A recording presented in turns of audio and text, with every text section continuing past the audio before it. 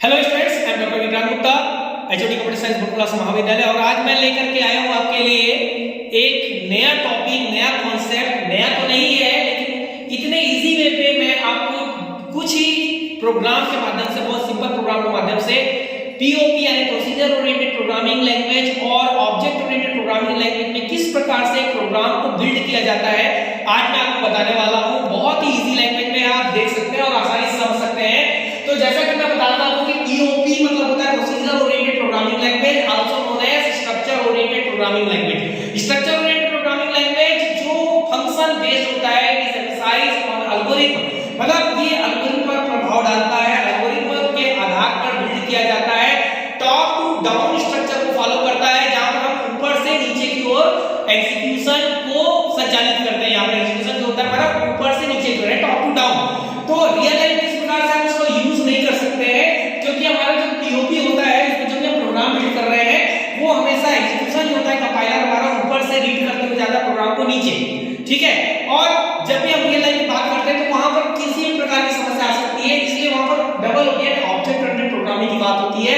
और मैंने आपको बता चुका है, पहले भी पढ़ाया है, डबल ओपी और पीओपी में डिफरेंस लिखवाया है कि जो पीओपी होता है स्ट्रक्चर ओरिएंटेड होने के कारण यहां पर रिकंस्ट्रक्ट करने की आवश्यकता होती है जब भी आप कोई नया कंटेंट या मॉड्यूल जोड़ना चाहते हैं। जबकि ऑब्जेक्ट ओरिएंटेड में आपको रीयूजेबिलिटी का जो फीचर है वो आपको मिलता है यहां पर, ताकि आप एक बार मॉड्यूल क्रिएट करने के बाद आप उसको अलग-अलग प्रोग्राम में क्या कर सकते हैं, रीयूज कर सकते हैं कोड को।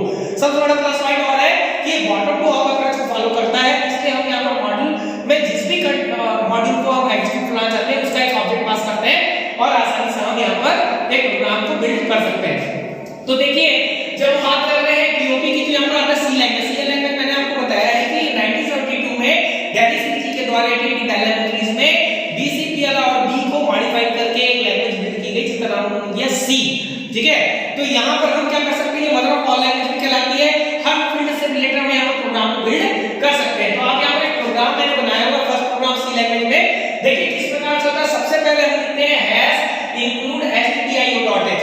इसका मतलब है हैश क्या होता है, हमारा प्री प्रोसेसर होता है जो एग्जीक्यूशन को सपोर्ट करता है। इंक्लूड यानी होता है शामिल करना, किसको, stdio.h, standard input output dot h, एक हेडर फाइल है, यानी लाइब्रेरी फंक्शन है जिसमें इनपुट और आउटपुट जो हम फंक्शन इस्तेमाल कर रहे हैं अपने प्रोग्राम में, जैसे हमने यूज किया प्रिंटफ, इसकी प्रॉपर्टी कहां पर होगी, स्टोर होगी stdio.h में। यानी जब stdio.h लगाते हैं तभी प्रिंटफ फंक्शन कार्य करता है।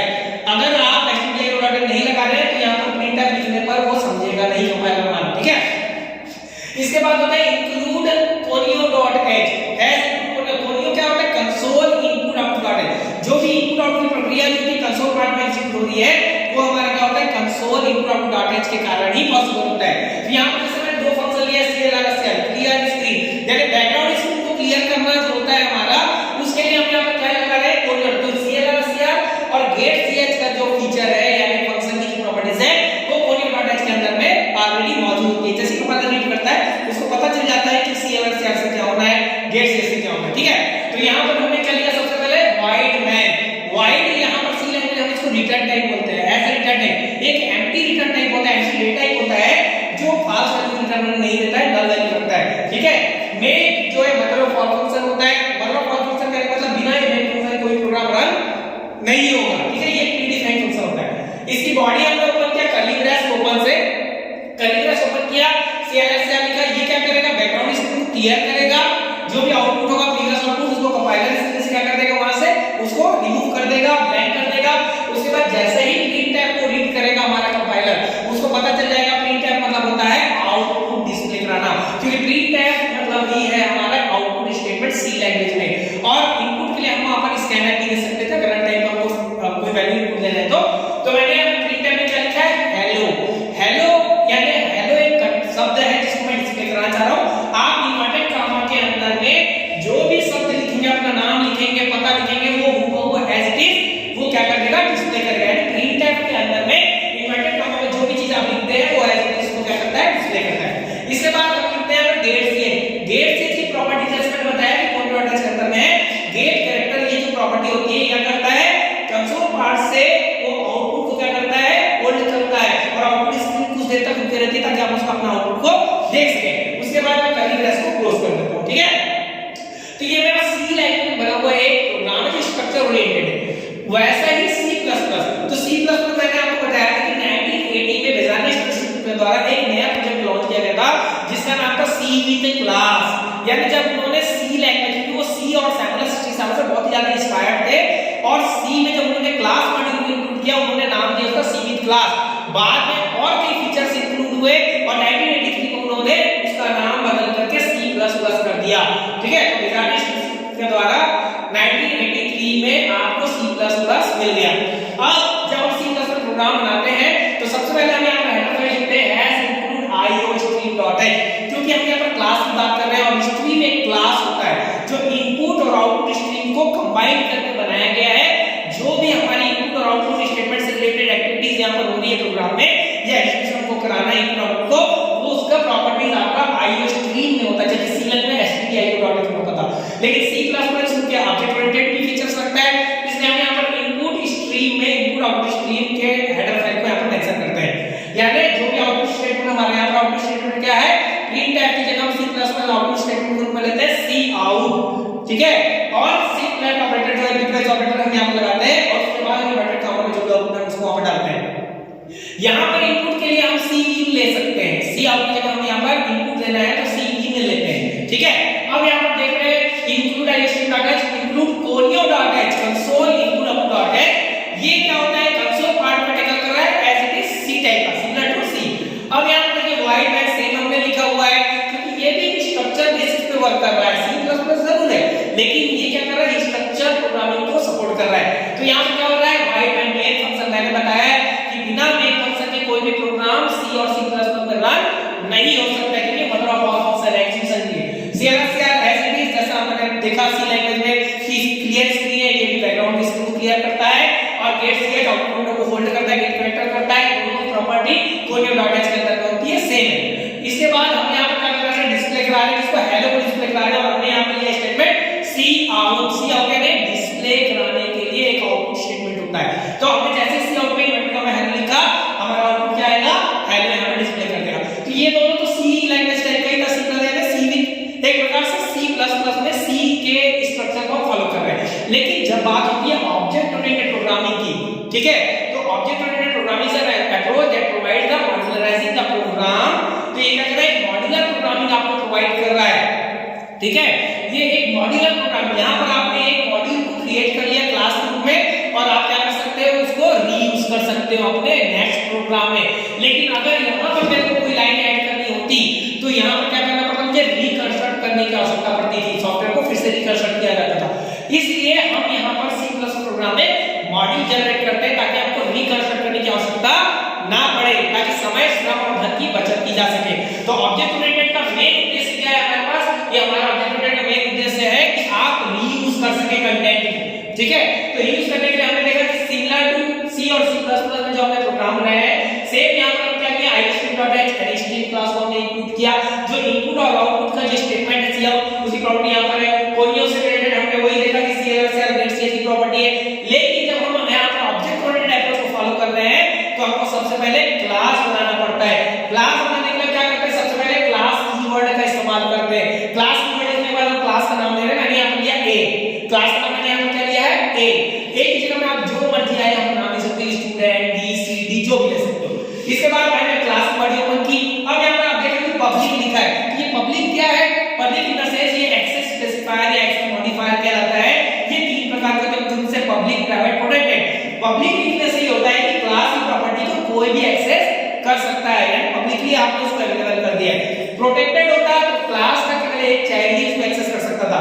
प्राइवेट होता तो इस क्लास से रिलेटेड ही जो फंक्शंस हैं केवल वही उसकी प्रॉपर्टी को एक्सेस कर सकते थे, अदरवाइज कोई और उसको एक्सेस नहीं कर सकता। तो मैंने यहाँ लिख दिया पब्लिक।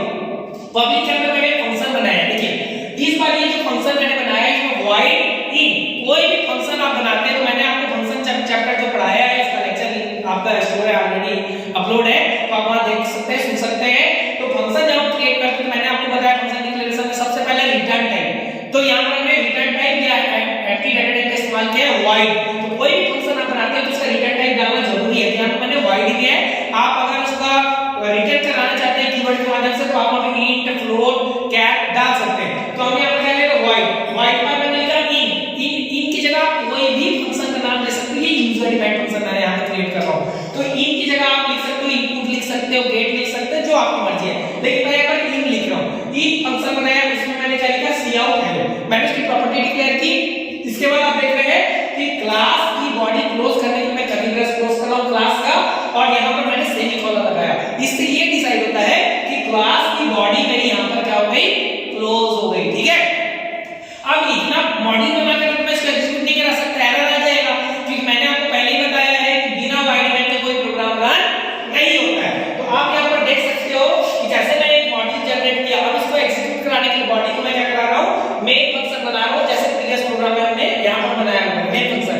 लेकिन अंतर क्या है कि अब मैं वहां पर काउट नहीं लिख रहा हूँ। मैंने क्या किया, जब भी मैं क्लास बनाता हूँ तो मेरे ये मजबूरी हो जाती है, मुझे इसका एक ऑब्जेक्ट बनाना पड़ेगा, क्योंकि मैं ऑब्जेक्ट के माध्यम से ही एक क्लास की प्रॉपर्टी को क्या कर सकता हूँ, एक्सेस कर सकता हूँ। तो मैं यहाँ पर क्या बनाया, वाइड मैन के अंदर मैं अब ऑब्जेक्ट क्रिएट कर रहा हूँ। देखिए, जब मैंने क्लास बनाया तो मैंने आपको क्या बताया, क्लास बनाने के लिए आपको क्लास कीवर्ड लेना पड़ता है और आपको क्लास का नाम देना पड़ता है, फिर उसका एक प्रॉपर्टी डिसाइड करना पड़ता है, डाटा मेंबर फंक्शन को उसके अंदर में रखना पड़ता है।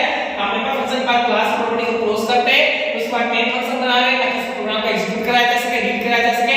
अंदर आते हैं हम क्लास का नाम, ऑब्जेक्ट बनाने के लिए हम क्या करते हैं, पर सबसे पहले क्लास का नाम लिखा जाता है। क्लास का नाम क्या हमारा, ए, आप देख रहे हैं यहाँ पर ए, और फिर हमने क्या बनाया है, इसका ऑब्जेक्ट बनाया। तो ऑब्जेक्ट का नाम आप कोई भी जो चाहे कर सकते हैं, लेकिन मैंने यहाँ नाम दिया ओबीजे। तो क्लास का ऑब्जेक्ट कैसे क्रिएट करें हम लोग, क्लास का नाम और ऑब्जेक्ट का नाम, ये इस प्रकार से क्या करते हैं, ऑब्जेक्ट को क्रिएट करते हैं। अब उस ऑब्जेक्ट के माध्यम से उस क्लास की प्रॉपर्टी को एक्सेस करना चाहते हैं, तो वहां पर हमको लिखना पड़ता है obj.read मेथड। देखिए, जैसे आपने क्लास का ऑब्जेक्ट बनाया वो तुरंत क्लास की प्रॉपर्टी को रीड कर लेता है कंपाइलर से। उसके बाद जैसे आपने लिखा obj.in, तो obj यहाँ डॉट ऑपरेटर लगता है, याद रखिए, किसी भी मेथड को या फंक्शन को कॉल करने के लिए हम लोग ऑब्जेक्ट के साथ डॉट ऑपरेटर का यूज करते हैं।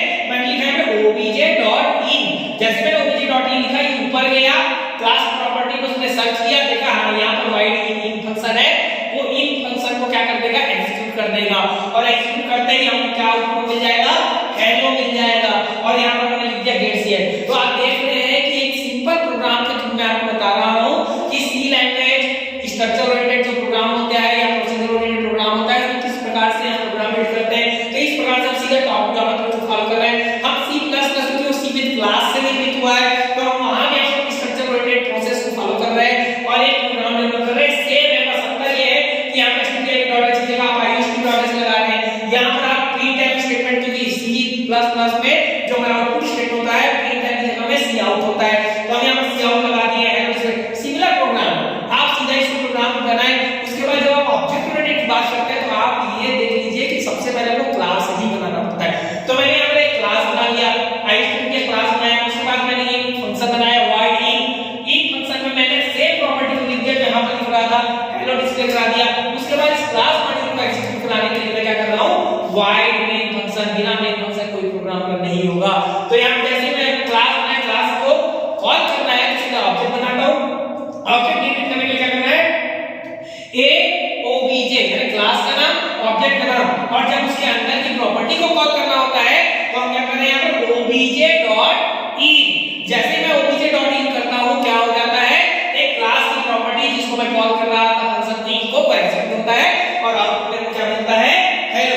और गेट सेट करके मैं यहाँ पर कर्ली ब्रेस क्लोज कर देता हूँ मेन फंक्शन का। तो गेट सेट की प्रॉपर्टी मेरी porio.h में है। तो इस प्रकार ये तीनों में जो बेसिक डिफरेंस है आप देख सकते हैं, बहुत इजी वे पे हम यहाँ पर समझ रहे हैं। ठीक है, अगर किसी को डाउट होगा तो आप नेक्स्ट लेक्चर में पूछ सकते हैं मुझसे, किसी भी प्रकार का कोई अड़चन होता है। तो ये बहुत ही सरल तरीके से बताने की कोशिश कर रहा हूँ। और जब आप ये तीनों प्रोग्राम बनाते हैं, अलग अलग एडिटर में आप प्रोग्राम डेवलप करिए, बनाइए, उसके बाद आपको क्या करना है, कंपाइल करना पड़ता है। क्योंकि क्या हाई लेवल लैंग्वेज में कंप्यूटर क्या होता है, मशीन होता है, तो मशीन लैंग्वेज ही समझता है। तो हाई लेवल से मशीन लैंग्वेज कन्वर्ट करने के लिए आपको क्या करना पड़ता है, ट्रांसलेटर प्रोग्राम की आवश्यकता होती है, यानी कंपाइलर की आवश्यकता होती है। तो कंपाइल करने के लिए आप क्या करते हैं, alt F9 प्रेस करते हैं, इससे क्या हो जाता है, ये कंपाइल हो जाता है। कंपाइल करते ही हमारा प्रोग्राम हाई लेवल से मशीन लेवल में कन्वर्ट हो गया, कंप्यूटर समझ गया और वो आउटपुट प्रोवाइड करेगा। तो आप इसको आउटपुट के लिए क्या करेंगे, रन कराएंगे। रन कराने के लिए आपको क्या लिखना पड़ता है, सीधे आगे में शॉर्टकट है, कंट्रोल F9 बटन प्रेस करते हैं। कंट्रोल F9 बटन प्रेस करते ही जैसे ही आप रन कराते हैं, आपको आउटपुट मिल जाता है यहाँ पर वैल्यू। ठीक है, तो आई होप आपको ये समझ में आया होगा। फिर मिलते हैं नेक्स्ट लेक्चर में। Thank you so much.